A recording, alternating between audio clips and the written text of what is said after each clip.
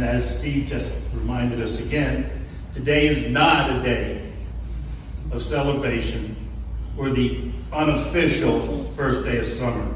Today is a day to remember. We are here today to remember those who gave it all.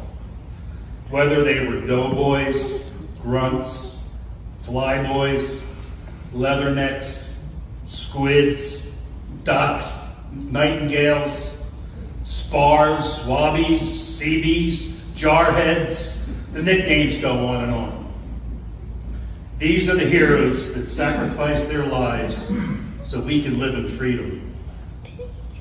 Today we ask your indulgence as we focus on one brotherhood of servicemen who often are overlooked when the casualties of war are remembered. These are the Z-men. The nickname stems from the identification number, which began with the letter Z on their Merchant Marine document. Even though great leaders such as George Washington, FDR, Ike Eisenhower, and yes, even Bob Hope, praised their service as indispensable, their sacrifices are often overlooked and their stories go untold.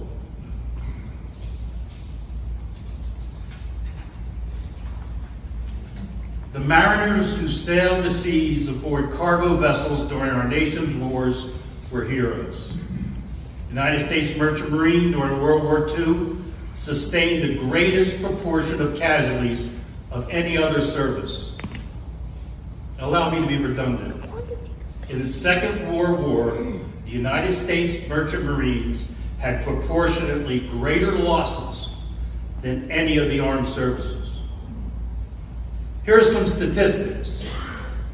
443,000 mariners served in the World War II.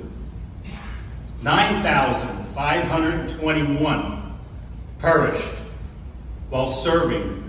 That's roughly 4%. 733 U.S. ships sunk due to enemy attacks. 609 mariners were captured and treated as prisoners of war by the Japanese. Two merchant mariners were killed on December 21st, 1940, almost a year before Pearl Harbor, when the German submarine U-68 torpedoed the SS Charles Pratt off the coast of West Africa. 6 American ships were sunk by the Axis powers before Pearl Harbor, making U.S. mariners some of the first American casualties of World War II. But these are just numbers, cold, hard statistics. They don't tell the whole story.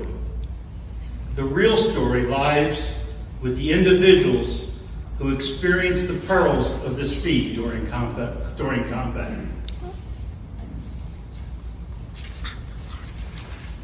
At this point, I'd like to introduce you to Captain George Kozel, father of our neighbor Chris. If you lived in New York City, metropolitan area, there's a very good chance that many of the goods you consumed, including the lumber that built your house, were made available due in part to Captain George Kozel's career in the Merchant Marine.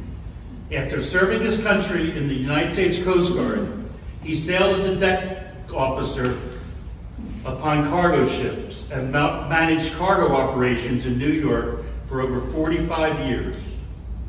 His service spanned 3 wars, delivering the supplies our troops needed, often in perilous waters. I'd also like to introduce you to Theodore Tebben, grandfather of Klaus Jantz. Engineer Tebben was a German immigrant to the United States that served in the U.S. Merchant Marine. for over 30 years and retiring as chief engineer. He sailed the waters of every World War II war zone, the Atlantic, Pacific, and the Mediterranean. At least once, his vessel was torpedoed and sank, ironically by his former countrymen. Fortunately, he survived, and like many of his fellow mariners, he returned to the sea for more voyages. Stories like this are not rare. Thousands of merchant seamen had their vessels bombed or torpedoed out from underneath them, often multiple times. One mariner holds the luckless record of being torpedoed 10 times. Merchant ships in the convoy were under strict orders. They had to continue sailing. They could not stop to pick up survivors.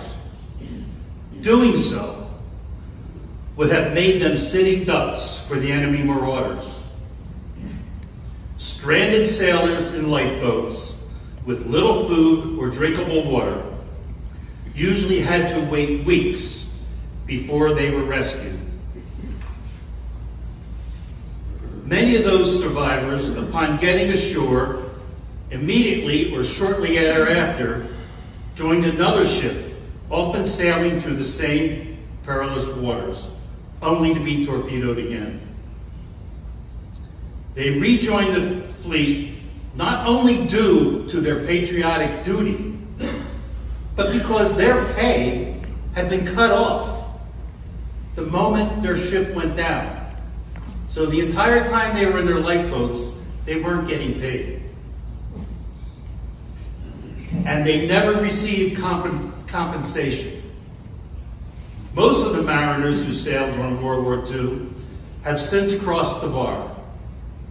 Those still alive are getting some needed help from the federal government, but that only began in 1988, over 40 years after they served in World War II. It is reported that the few thousand with whom remain alive today have come to regard Memorial Day as a celebration that never fully included them. And that I got as a quote. But it's still not too late to belatedly remember how much we owe them. On this Memorial Day, we remember the deceased men, and more recently the women, who served aboard cargo-carrying vessels, delivering goods in times of both war and peace, in support of our nation's military and economy.